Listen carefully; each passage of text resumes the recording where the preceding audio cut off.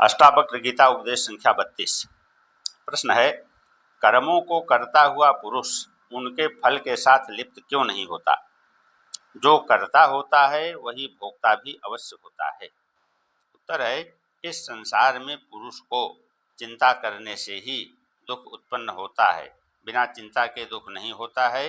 जो इस प्रकार निश्चय करता है वह चिंता को त्याग देता है और शांत चित्त और स्थित अंतःकरण वाला होता है और श्रम से रहित होकर भी कर्मों से जन्य अर्थों का भोगने वाला नहीं होता है। ज्ञानवान को ऐसा निश्चय होता है, मैं देह नहीं हूँ और मेरा यह देह नहीं है और मैं नित्य बोध स्वरूप हूँ। आत्मज्ञान से देहादिकों में दूर हो गया है। अहम और मम अभिमान जिसका, कर्तव्य और अकर्तव्य जिसका बाकी नहीं रहा है और कृत अकृत का स्मरण भी जिसको नहीं है, वही ज्ञानवान जीवन मुक्त कहा जाता है। इसमें एक दृष्टांत को कहते हैं।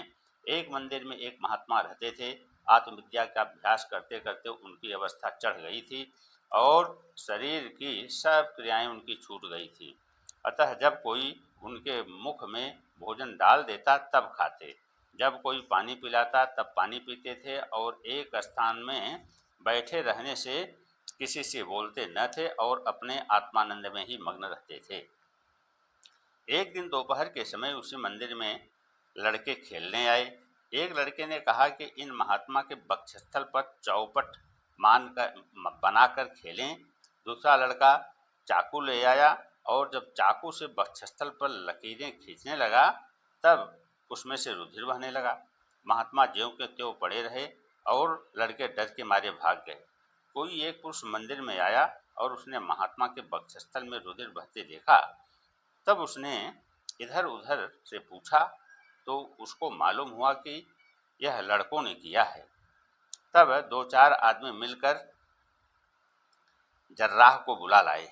जब जर्राह आकर जख्म को हाथ लगाकर सीने लगा तब महात्मा ने सिलने न दिया। जब थोड़े दिनों के बाद जख्म में कीड़े पड़ गए तब भी महात्मा का चेहरा मैला न हुआ। उसी नगर में थोड़ी दूर पर मंदिर पर एक और महात्मा रहते थे। उन्होंने जब उनका हाल सुना तब एक आदमी की जवानी उन महात्मा को कहला भेजा कि भाई, जिस मकान में आदमी रहता है उस मकान में उसको झाड़ू बुहारू देना आवश्यक होता है। जब ऐसा संदेश उनको पहुंचा तब उन्होंने जवाब दिया कि महात्मा जी से कहना कि जब आप तीर्थों में गए थे और राह में 20 धर्मशालाओं में रात्रि भर रहते थे, वे धर्मशालाएं अब गिर पड़ी हैं, जाकर उनकी मरम्मत करिए। हमको तो शरीर रूपी धर्मशाला में आयु रूपी रात्रि भर रहना है, वह रात्रि भी व्यतीत हो गई है।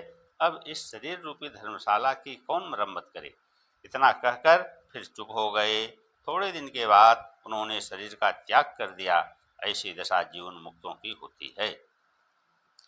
जीवन मुक्तों के और लक्षणों को दिखलाते हैं।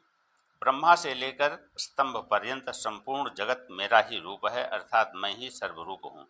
ऐसा निश्चय करने वाला जो पुरुष है वही निर्विकल्प समाधि वाला जीवन मुक्त है, वही विषय रूपी मल के संबंध से रहित है, वही शांत चित्त वाला है और वही प्राप्त विषयों में इच्छा से रहित है, वही परम संतोष वाला है, वही अपने आत्मानंद से ही संपूर्ण है।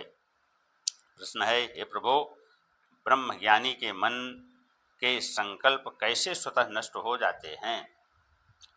उत्तर है कि जब अधिष्ठान चेतन के साक्षात्कार होने से अध्यस्त वस्तु का वाद हो जाता है, अर्थात आत्मा के साक्षात्कार होने से जब नाना प्रकार के आश्चर्य रूप विश्व का वाद अर्थात नाश हो जाता है, तब विद्वान के मन के सर्व संकल्प दूर हो जाते हैं।